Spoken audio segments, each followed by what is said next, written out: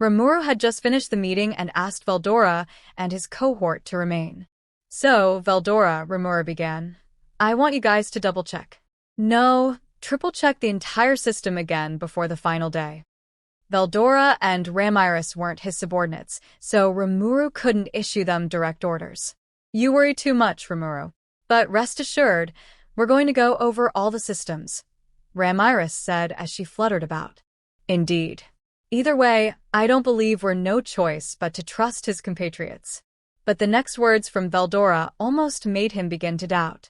Hey Rimuru, I was thinking, maybe we should explore using our avatars, Veldora suggested. Ramiris pondered the idea, and then a smile crept across her lips. Good thinking, master. In that form, nothing can hurt me, she boasted.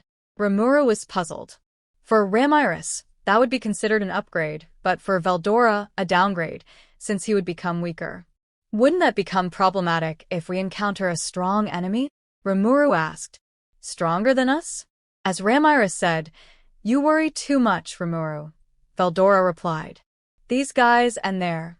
Rimuru's thoughts were interrupted by Beretta's concern. Lord Rimuru, what if they carry their avatars with them? They could leave their original bodies in a safe location in the other world while exploring in their avatars, Beretta suggested. Rimuru fell into deep thought. That wasn't a bad idea. Considering they knew nothing about the relationship between the races, perhaps human society wouldn't be welcoming to monsters. It was even possible that the same species had different characteristics in different worlds. Yes, I see. For our safety, I think we should keep our main bodies secure, Rimuru said. Safe? I was thinking it would be more exciting to live as a mundane creature, Veldora replied, puzzled.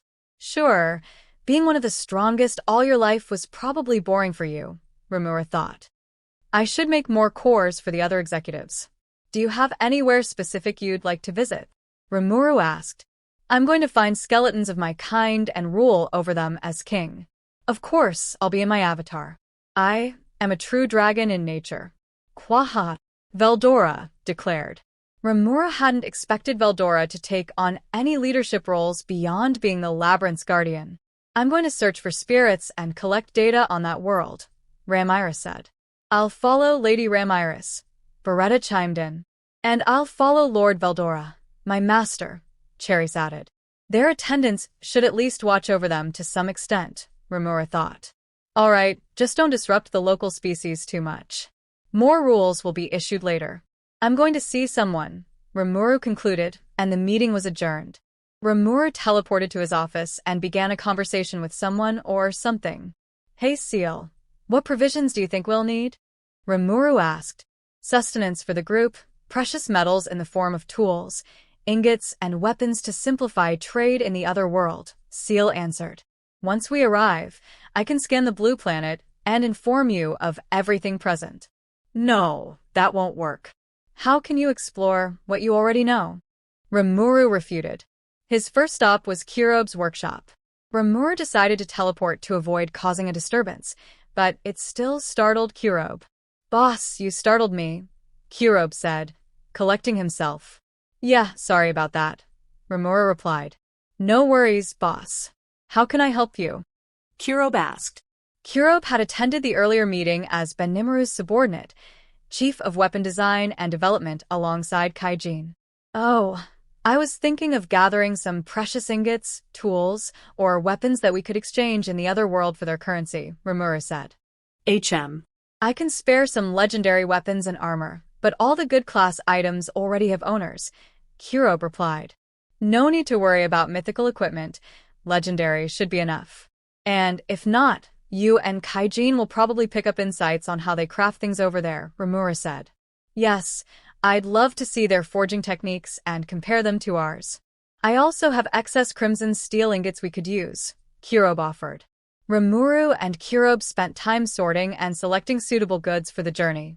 Rimuru stored them in his imaginary space, an evolved version of his stomach, and then teleported to another location. He arrived at Shuna's workstation. She managed all textiles produced in Tempest and was a rising culinary star across its restaurants. Lord Rimuru, Shuna exclaimed, rushing to greet him in his slime form. Shuna, is that a new design I see? Rimuru asked, pointing at a checked textile cloth. Yes, I think it'll be popular as outdoor wear, she replied. They exchanged some small talk until Rimuru explained his purpose. I'll need snacks for the journey, and maybe some textiles to trade in the other world. The snacks will be ready by tomorrow. I'll have the kitchen prepare something. As for the textiles, I'll help you pick ones I think will do very well, Shuna said. They spent the rest of the evening selecting textiles and chatting casually until Rimuru departed. Hey Seal, what about the rules for visiting that planet? Rimuru asked. It should be the same as visiting other nations here as diplomats, Raphael answered. Well, diplomats don't usually want to rule over skeletons as their king, Rimuru mused.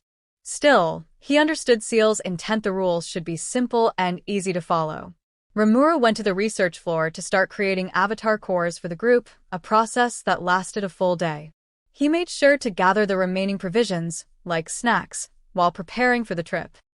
He then handed out the cores to the executives and explained their functions. Thank you, Sir Rimuru. With this, I can battle without worrying about my safety, Carrera said. Rimuru nodded silently in response. Apart from Veldora and his close companions, everyone else chose to use their clone avatars. The choice stemmed from their familiarity with their own bodies. However, avatars couldn't match the strength of their real forms. Since both existed, only a small portion of their souls could inhabit the avatars. Seal estimated that no more than 10% of their full strength could transfer to the clone. As a result, ultimate skills were nerfed. If a higher species was selected instead of cloning, magical and physical power could increase, but the soul would remain weaker. Rimuru was absorbing all the information when the doors flung open. Hey Rimuru, I've come to see Gaia, a girl shouted.